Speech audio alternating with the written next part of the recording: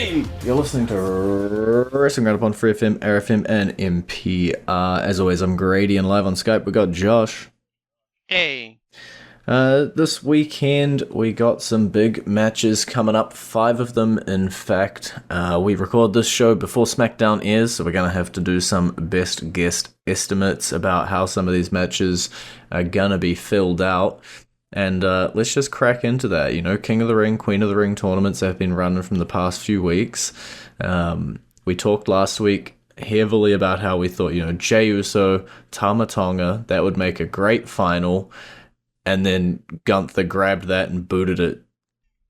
Yeah, it's interesting. It's starting to gain this little narrative for Jey that he just can't get the job done on the main event, in the main event.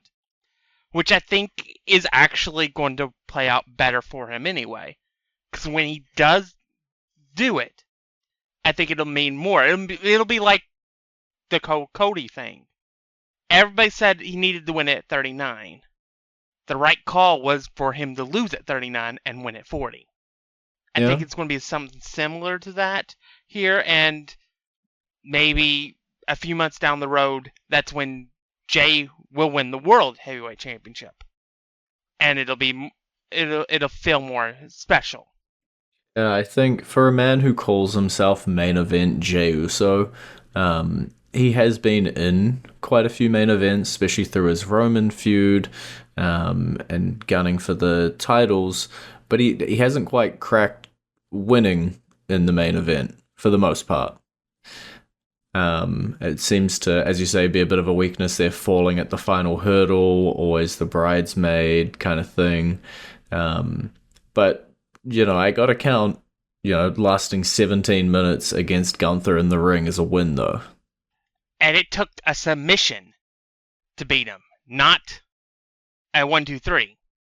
Oh, Gunther's I think that's also luckily won, I think, all 3 so far. He beat Sheamus, Kofi, and Jey, all with submissions.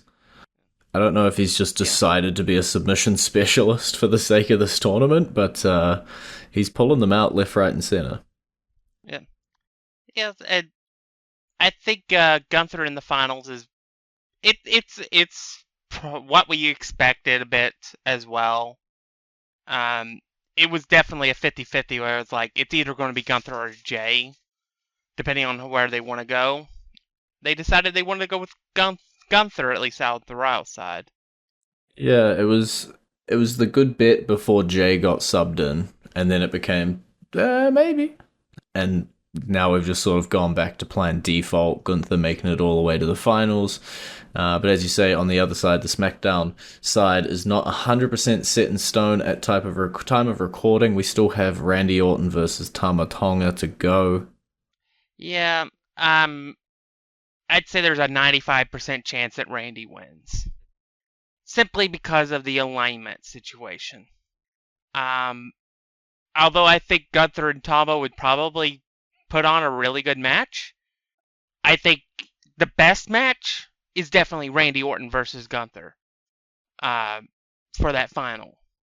It's very possible that's where what leads to Gunther winning is that because Tama lost to Randy, they get involved in the match, the bloodline, costing Randy the king of the ring, literally the one accomplishment that he's never had in his career.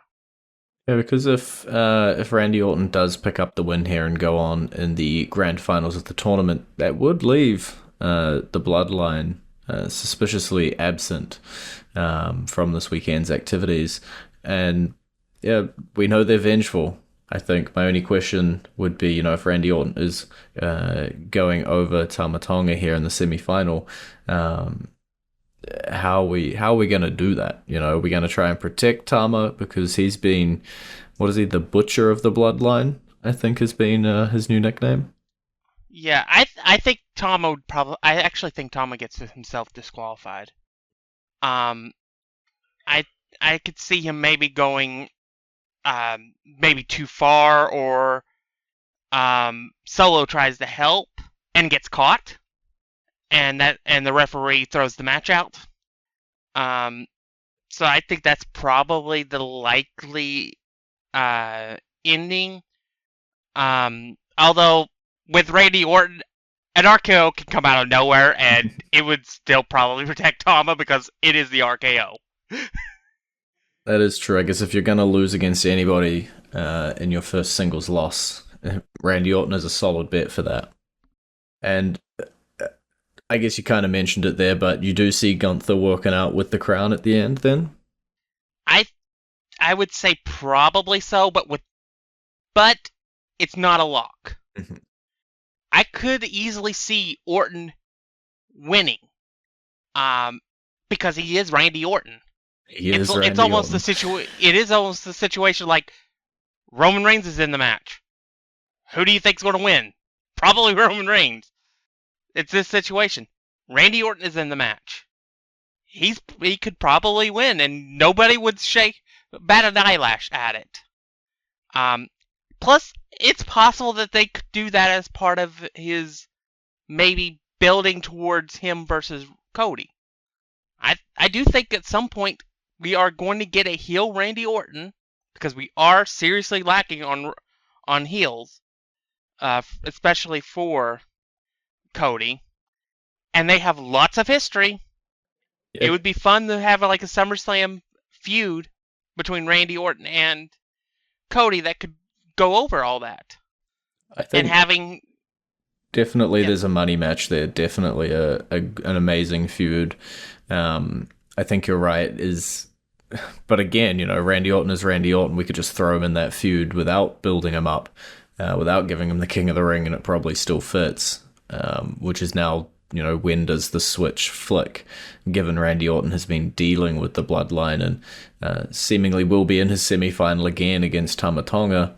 Got to be some point along the way where maybe he just gets fed up and goes the other way.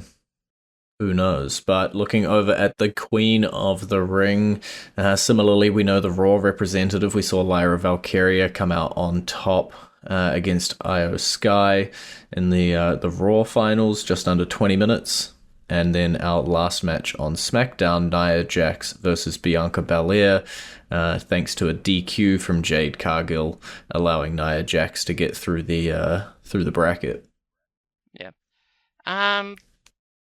It protects Jade. That's her first official loss in WWE, so no streak for her in WWE.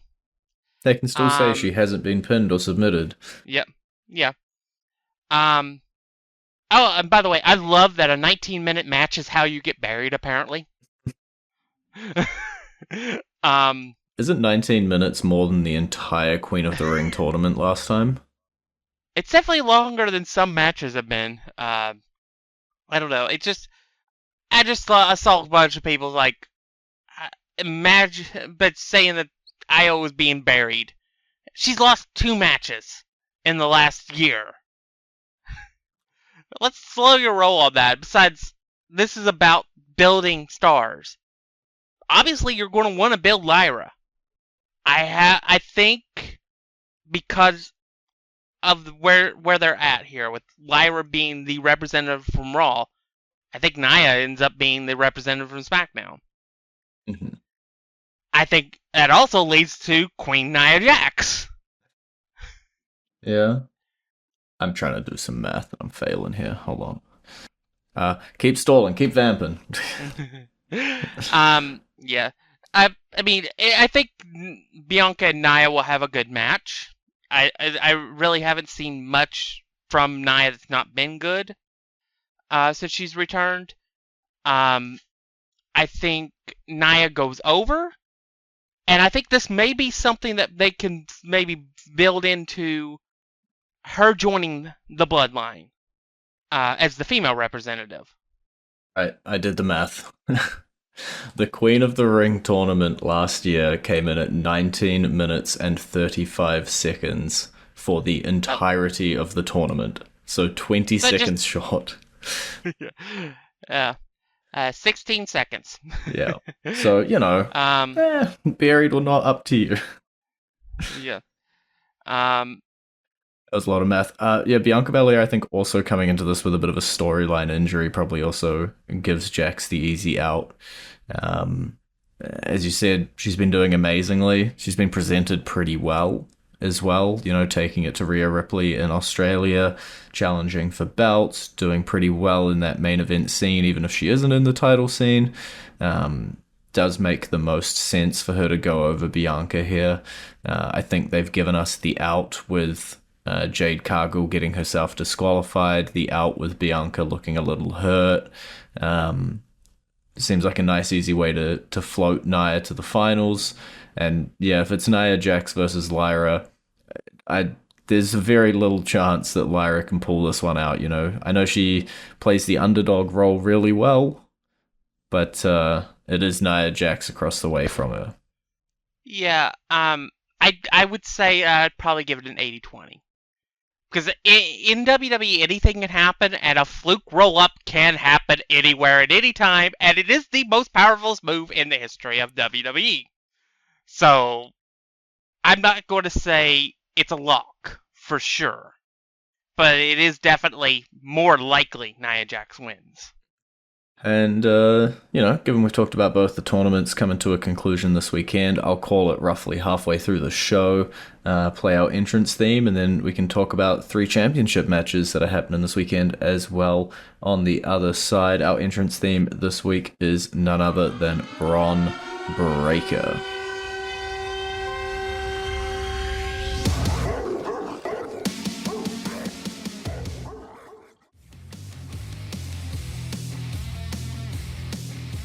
And you're back for Wrestling Roundup on FreeFM, ArrowFM, and MPR. I'm Grady, he's Josh.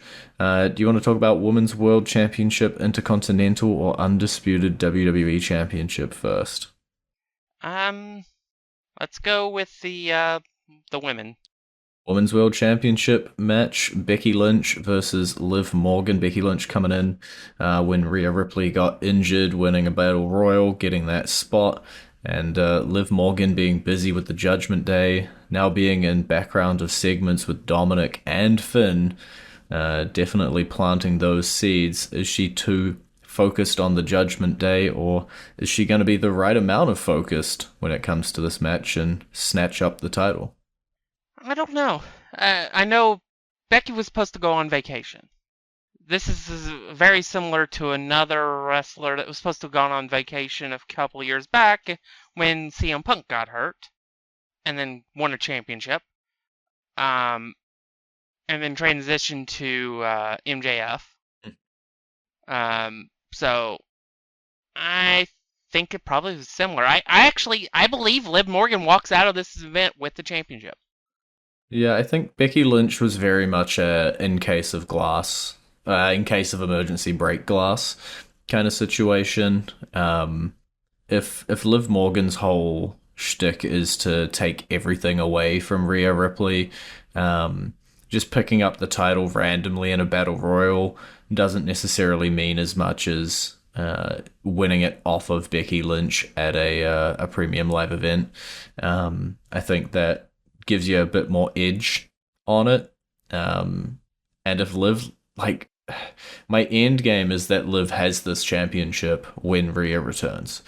And I don't know, if you have her lose to Becky Lynch here, I don't really want to see her just take another shot in a month's time. So I feel like you gotta pull the trigger sooner rather than later. Yeah. There is definitely a moment of where it is that when is the right moment with Liv. We definitely can't do what we did a couple of years ago and give her a briefcase, because I don't think that'll work again. It barely worked in the first place. I love Liv. I like that she won the title, but she did not have a good reign. But I think she's grown a little more. She's become more of a character. She has a story that seems to be going somewhere. I think now is the moment. It definitely wasn't that Battle Royal. You're right. It was not the right moment.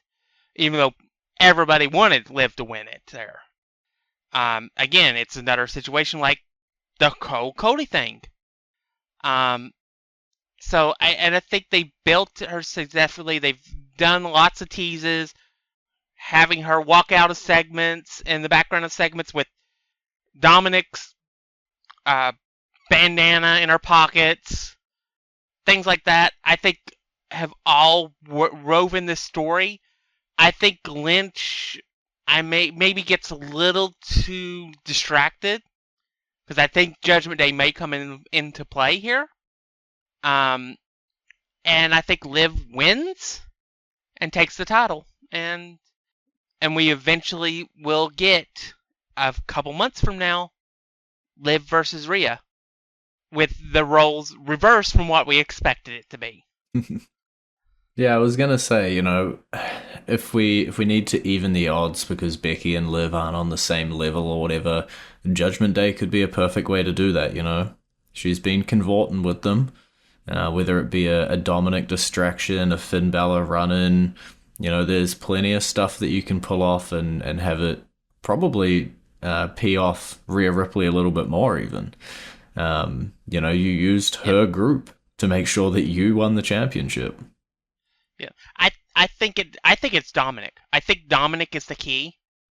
It's just a question of how well can he actually do anything to distract her. I'm glad they're keeping his character alive while he's injured. So there is that. But yeah, I think Dominic somehow distracts Becky enough that allows Liv to hit her finisher, which I don't even remember at the moment because it's been a while. And then we hear a 1, 2, 3, and new women's world champion. Let me just go to Wikipedia and, oh no, wait, they removed the section about finishing moves and entrance themes and other such cool stuff that used to be on their articles. I know they removed it years ago, but it still annoys me. In terms of the next match to talk about, let's actually jump forward to the Undisputed WWE Championship. I think this one's a little bit more cut and dry compared to the Intercontinental Championship. So Cody Rhodes, Logan Paul, rules have been clarified. Paul is dodging a title defense. It will just be a one-on-one for the WWE Championship. In which case, that settles like our big conundrum. 100%. Because it isn't going to allow somebody to walk out with 2 championships. Woo! So, yay on that. It doesn't require them to get any creative with the finish to keep the titles on the people that without switching them. Woo. And it should be a really good match. Obviously there is no way Logan Paul is the one that beats Cody for this title this early in his reign. I could see maybe next year Logan wins the Rumble and faces Cody for the title at WrestleMania. I could see him maybe winning there, but not at some random premium live event that's not a A-level premium live event. I think it's also the case of Cody, as you say, Cody Rhodes just had it. Obviously, he did survive through Backlash with the championship, but still, it's way too early. The whole build, multiple years, the entire bloodline coming down. I would be shocked if Cody Rhodes doesn't make it the distance to at least next year's WrestleMania. And, all of the title, it's sort of like we had with Roman Reigns, when all the title defenses come around and you just default to Cody Rhodes now as the winner, because surely they're not going to take it off him, a month, 2 months into his reign? I don't know if he's still champion by WrestleMania next year. Okay. I think it's a case where it's one of those situations where they could build somebody up to him in the meantime, and eventually they do take him over. But I do think we have a defined story for Cody right now, and that is The Rock. Mm-hmm. I think SummerSlam is where he faces The Rock. Maybe after that match, after Cody retains, That's when we see maybe the return of Roman to start that side of this storyline to kind of split the bloodline off of Cody. And then maybe Cody goes on and faces, I don't know, throw in a random person, LA Knight. And continues, and they continue building people up, because that briefcase, I think, will come into play, and I think I might get cashed in on Cody. True. It's a question of who wins it. But I do think I think I'm at this point. I think it's more likely to be cashed in on Cody than it would be whoever is the world champion, unless the briefcase winner is Jey Uso. Unless. At which, yeah. But and maybe Gunther transitions this King of the Ring tournament into winning the briefcase, and then he cashes in on Cody later on in the year and becomes champion. I think there's a few names who could potentially be picking up briefcases and doing stuff with them. I'm with you. There's obviously 11 months between now and next year's WrestleMania. There is a chance he runs the gauntlet. You know, he's got to get through SummerSlam, Royal Rumble, briefcases. There's a lot of things between him and getting there. Him in Las Vegas. But we'll see. I still don't. That all being said, I don't see Logan Paul beating him this weekend. No. Now, Intercontinental Championship time. Champion Sami Zayn taking on, in a triple threat match, Bronson Reed and the absolutely on fire Chad Gable. Yeah, I really don't know. I honestly, I could see Gable winning, obviously. But I could also see Alpha Academy walking out on Gable in this match.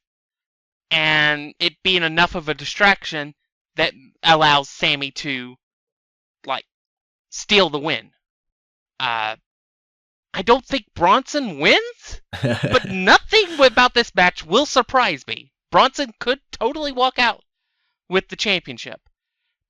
Maybe because of the whole situation with Alpha Academy.